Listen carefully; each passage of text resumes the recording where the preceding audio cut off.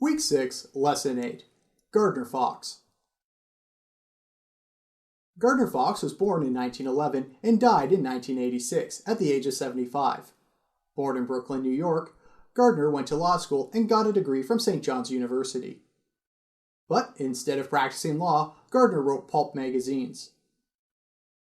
In 1937, he began to work for National Comics, a company better known by its name DC Comics, and wrote features like Steve Malone.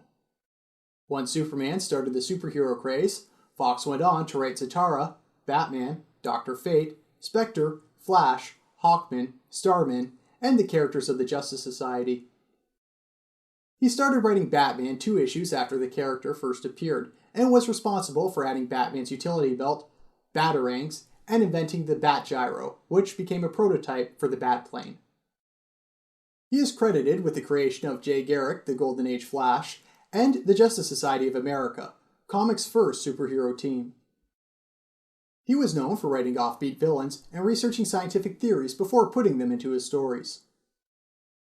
After World War II, when superheroes became out of fashion, he worked for smaller publishers, including EC Comics, aka Entertaining Comics, where he wrote science fiction stories.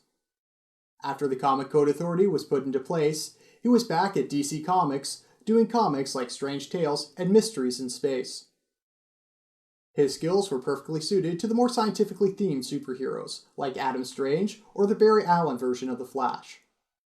His work on the Silver Age Hawkman, Green Lantern, and Atom introduced many themes and villains that those characters would be associated with for decades.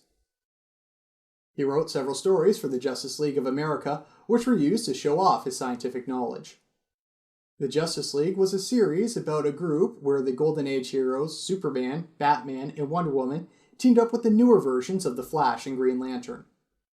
Gardner Fox's stories for the team were called titles like Riddle of the Robot, Indestructible Creatures of Nightmare Island, and Man, Thy Name is Brother.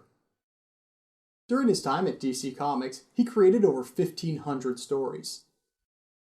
Despite being one of the more successful writers in comics at the time, Gardner Fox did not limit himself to the comic book medium. He wrote over 100 novels under his pen names, Bart Somers and Jefferson Cooper. In his career, Fox had once estimated that he'd written over 50 million words. Well, in the last decade, Gardner Fox has been started to be honored with posthumous awards. He is one of the most influential writers of the Golden Age, and tends to be overlooked by many comic fans as one of the most influential comic book writers ever. Part of this was because he was writing very early in the history of comics, and in the Silver Age of comics, he did not invent any major heroes, but wrote some very influential stories just after those characters were created.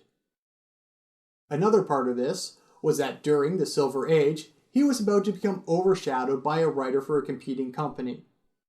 A man who would change the way people thought about comics and superheroes. One of the most influential writers of the 20th century. I'm of course talking about Stan Lee. Questions to contemplate.